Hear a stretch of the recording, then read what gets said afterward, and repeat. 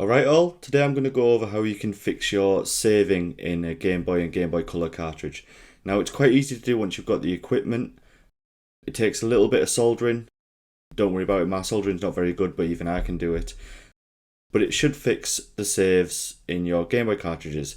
Now just to give you an example, someone of my age has been around the block enough and they've come across situations like this. I finally beat the Elite Four. Now to save and get some sleep and pick this up in the morning. Ignore the fact I've got no badges or anything, this is just an example. There we go. Good night, Pokemon.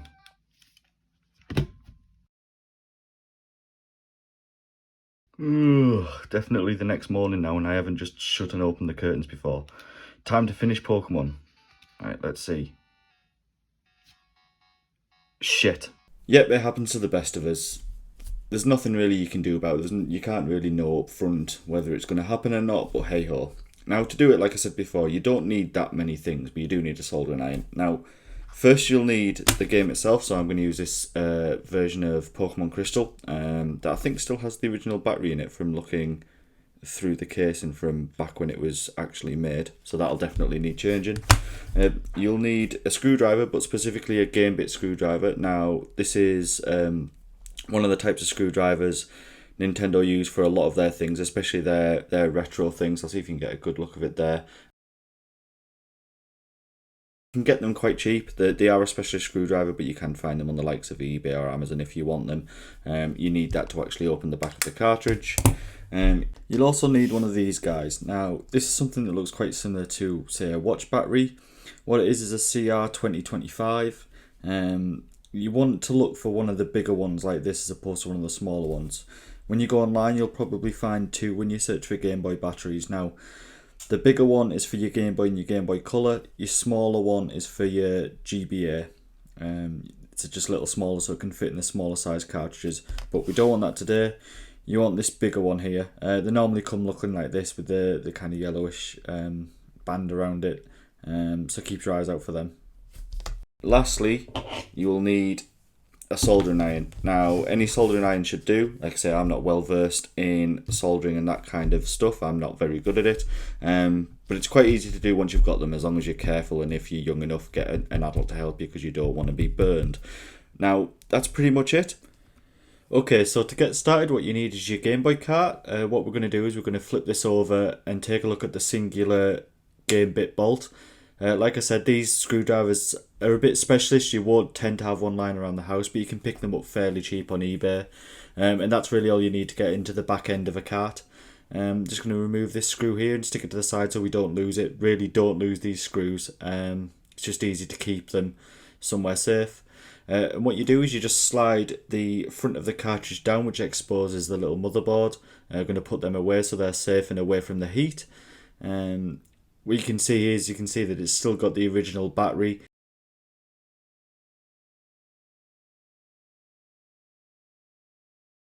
We're going to put it here safe, and then we're going to start getting our soldering iron ready. If it's not hot already, start sticking it on and getting it ready beforehand.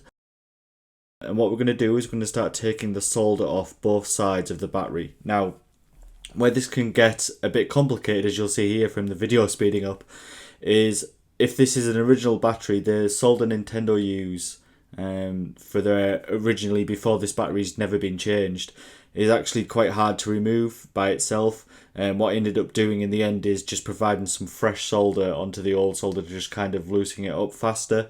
It's very rare nowadays that you come across a cartridge that hasn't already had the battery changed before, which looks quite similar to the batteries I've already shown, which is kind of the yellow banded ones.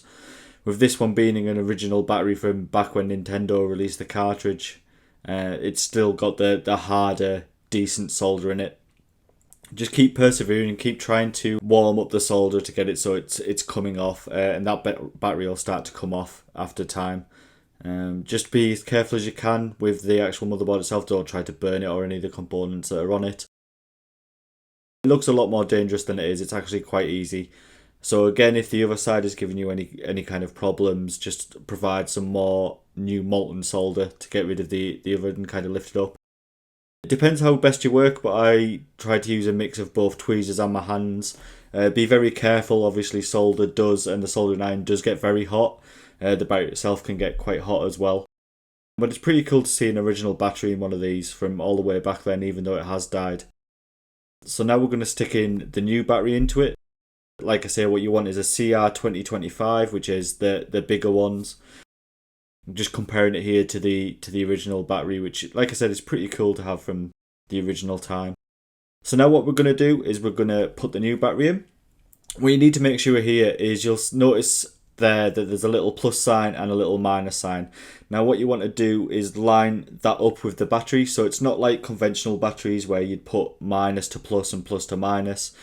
What tends to happen with these batteries, I'm going to speed this up again just because it can take some time to solder these back in place with it being old solder.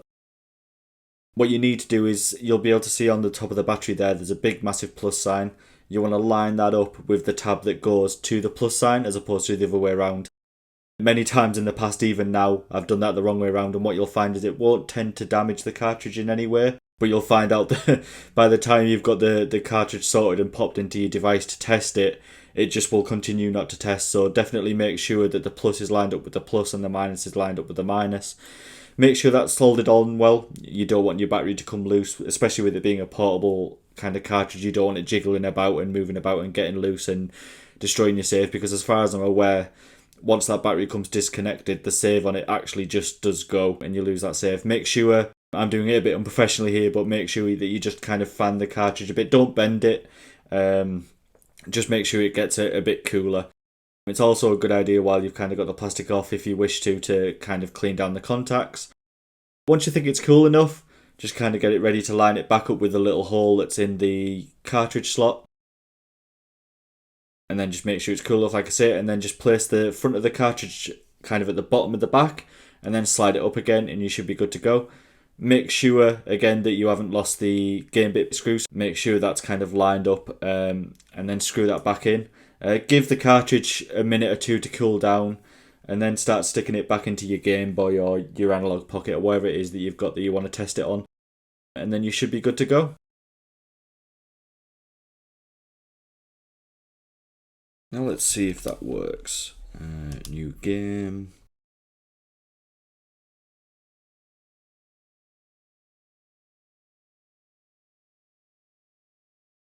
Let's go, try this again. Let's save the game.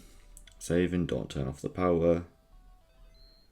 Save the game. Okay, I'm going to quit out of the game and then I'm going to play again. So this would just be like doing a reboot on a Game Boy, or turn it on and off again.